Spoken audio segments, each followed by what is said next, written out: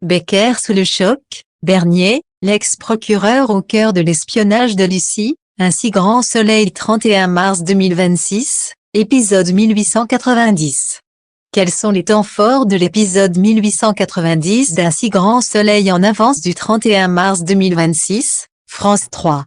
Ce qu'il faut retenir: un micro-espion retrouvé dans le cabinet de Lucie Lecoeur relance l'enquête d'Hakim et Élise, qui traque l'acheteur. Simon Nabli est arrêté et avoue avoir acheté le micro pour l'ex-procureur Bernier, une révélation qui choque Becker. Clémence prend des antidouleurs en cachette avant de faire une opération, sa situation devient préoccupante. Johanna annule la demande d'adoption avec Yann et affirme vouloir tourner la page définitivement. Yann surveille Johanna depuis sa voiture mais n'ose pas lui parler, montrant qu'il ne lâche pas prise.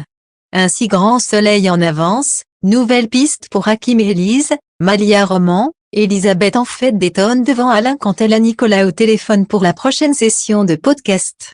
Alain est agacé qu'Elisabeth consacre du temps à Nicolas alors qu'elle n'en a pas assez pour lui. Hakim et Élise viennent voir Becker avec la preuve du micro retrouvé dans le cabinet de Lucie Lecoeur. La PTS va identifier le micro afin de tenter de remonter à l'acheteur. Élise a l'adresse du détaillant de ce micro, elle va le voir directement. Pas moyen de remonter à l'acheteur, il a payé en cash.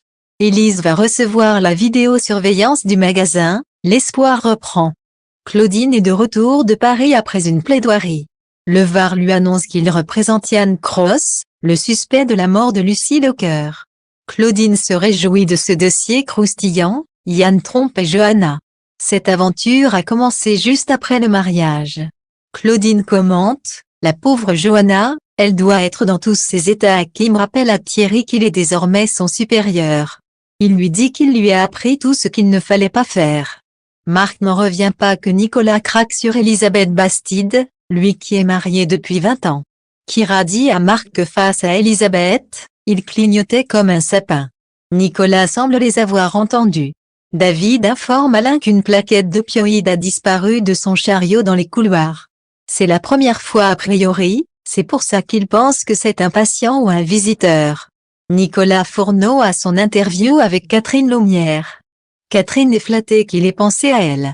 Un si grand soleil 31 mars 2026, Clémence, Françoise Lépine, est en train de sombrer. Clémence a une opération. Laurine lui dit qu'elle devrait déplacer l'intervention vu son mal de dos féroce. Une fois Laurine partie, Clémence prend un nouvel antidouleur. Alain parle à Clémence du vol des médicaments, il pense qu'il faut en parler à la direction. Clémence dit qu'elle va faire sa petite enquête. Johanna appelle l'assistante sociale pour annuler la demande d'adoption avec Yann. Elle dit à Florent, c'est avec Yann que je voulais un enfant, mais comme je ne veux plus de lui dans ma vie, tout est clair. Élise et Hakim obtiennent le visage de l'homme qui a acheté le micro, il est fiché. Il s'appelle Simon Nabli, arrêté il y a 1 an pour escroquerie. Élise a une adresse, elle décide avec Hakim de lui rendre une petite visite. Simon est arrêté et interrogé par Élise et Hakim, ils veulent des aveux, sinon il sera placé en garde à vue. L'homme dit qu'il a servi d'intermédiaire, il a acheté ce micro pour l'ex-procureur Bernier. Quand Becker apprend la nouvelle, il lâche, nom de Dieu. Johanna a bu un verre avec Sabine pour se changer les idées. Yann est dans sa voiture, devant l'appartement de Johanna. Il attend que Sabine parte, il était prêt à parler à Johanna, puis il fait marche arrière.